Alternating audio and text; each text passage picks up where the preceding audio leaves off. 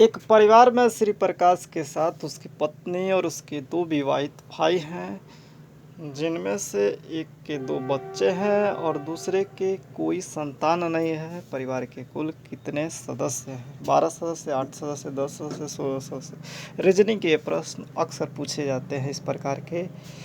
Relationship में कितने महिलाएं हैं, कितने पुरुष हैं, कितने क्या रिलेशन बनता है, ये सब पूछे जाते हैं। तो आइए इस प्रकार के प्रश्नों को चुटकियों में सॉल्व करेंगे बिल्कुल ही कम समय में। एक परिवार में श्री प्रकाश के साथ उसकी पत्नी और उसके दो विवाहित भाई हैं। श्री प्रकाश हैं,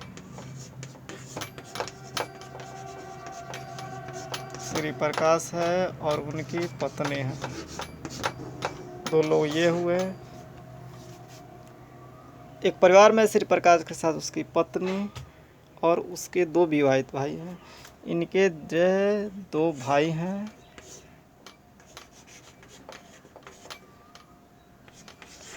एक और दो, और दोनों इस दो विवाहित भाई हैं। यानी इनके भाई की पत्नी हो गई, फिर भाई की पत्नी हो गई, दो आदमी ये होंगे, जिनमें से एक के दो बच्चे हैं। यानी ये भाई हैं, इनके दो बच्चे हैं और दूसरे के कोई संतान नहीं है और इनके कोई संतान नहीं है। तो पूछ रहा है परिवार में कुल कितने सदस्य हैं। तो श्री प्रकाश हैं और उनकी पत्नी हैं, यानी दो लोग ये हुए, प्लस इनके दो भाई हैं और उनकी पत्नी है, तो चार लोग ये हुए, दो भाई प्लस दो पत्नी।